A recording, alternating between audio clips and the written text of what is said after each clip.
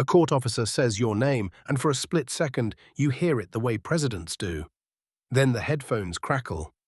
The translation lands a beat late. The beige sleeve at your wrist reminds you where you are. Manhattan, March 26, 2026.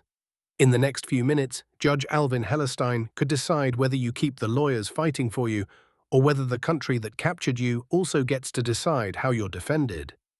That is the humiliation, not just the narco-trafficking case, not even the indictment saying you helped clear the way for thousands of tons of cocaine to enter the United States. This smaller thing, this colder thing. You, Nicolás Maduro, once speaking for a state, now wait to find out whether US sanctions will let Venezuela pay your legal bills. You sit beside Cilia Flores, your wife, your co-defendant, also in beige, also wearing interpretation headphones. Neither of you seeks bail. Both of you plead not guilty. When this hearing ends, both of you go back to jail in Brooklyn, and still, in your mind, none of this is law. Because you already told them what this is. On January 5th, at your first appearance in New York, 2 days after US forces captured you in Caracas, you said it plainly. I was captured. Then, I am innocent. I am not guilty. I am a decent man, the constitutional president of my country. And as you left, you gave the line that explains everything you believe about this courtroom. I am a kidnapped president. I am a prisoner of war. That is your version. The American version is older, and it has tightened around you for years. On March 26, 2020, the Southern District of New York unsealed narco-terrorism charges against you and other top Venezuelan officials. The bounty on your capture started at $15 million. In January 2025, it rose to $25 million. By August 2025, it hit $50 million. Reportedly the largest reward the US had ever offered for a foreign head of state. A number like that changes the shape of a man. It turns a president into prey. But by then, your legitimacy was already under siege. On July 28, 2024, Venezuela held a presidential election. The government said you won with about 51% to Edmundo Gonzalez's 44%. The Carter Center, the only major international observer invited, said it could not verify the result and that the election did not meet international standards of electoral integrity. The polling station-level results were never fully published. In November 2024, the United States recognized Gonzalez as president-elect. You keep speaking as if saying it can still make it true. Then comes the crackdown. After the disputed election, you boast of more than 2,200 arrests. Meanwhile, the country keeps emptying. By late 2024, UN-linked counts put Venezuelan displacement at roughly 7.8 million people worldwide. Nearly 8 million people gone. And still you call yourself the constitutional president. Then January 3, 2026. Night in Caracas. US forces move in during what multiple reports call Operation Absolute Resolve. However Washington labels it now, you choose your word immediately, captured. That word matters because it changes the whole moral geometry. Arrested men answer charges. Captured men become symbols. If you were arrested, this is a criminal case. If you were captured, this courtroom is just the last room in an international act of force. That is why you say prisoner of war. You are trying to drag the story out of criminal law and back into the language you understand best. Sovereignty, empire, invasion, resistance. And on March 26th, that fight narrows to something almost absurdly technical. Money. Your lawyer, Barry Pollock, tells the court that Treasury granted an exception on January the 9th so Venezuela could pay your legal fees, then revoked it hours later without explanation. He argues that if the US blocks those funds, it interferes with your constitutional right to counsel. He even asks for dismissal. The room is quiet enough that the bureaucratic language sounds sharper. Licensing, sanctions, authorization, revocation. You once commanded ministers.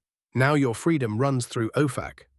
Judge Hellerstein does not dismiss the case, but he presses the government. According to AP, he says the current paramount goal and need and constitutional right is the right to defense. And there it is, the open loop hanging over this hearing. If Treasury does not relent, what happens next? Do your lawyers walk? Do public defenders take over? Does the judge force the issue back into court? The cocaine case can wait. First, America has to decide whether the man it captured gets to choose his defense. If you're enjoying this story, subscribe, because that question turns out to be bigger than the charges themselves. Because who pays your lawyers is really a fight over who you are. If Venezuela's government funds your defense, then some piece of the state still acts in your name. If the US blocks it, that feeds your argument that this is politics disguised as due process. And if you end up defended like any other indigent inmate, the symbolism becomes merciless. The man who once claimed to embody a republic cannot even control who speaks for him.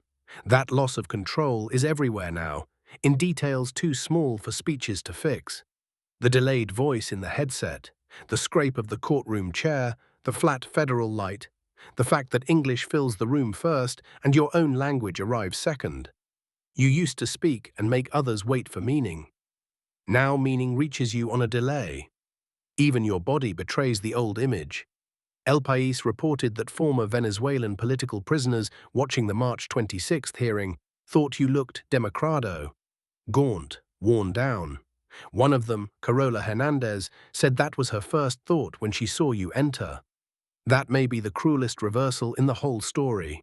The man accused by critics of building prisons now looks to some of his former prisoners like a prisoner. Outside, Venezuelans split the way they have split for years. Some see justice. Some see abduction. Some see overdue punishment. Others see the United States deciding again that Latin America's crises can be solved by force and then translated into legal paperwork. Inside, none of that noise helps you. Federal court strips drama down to process.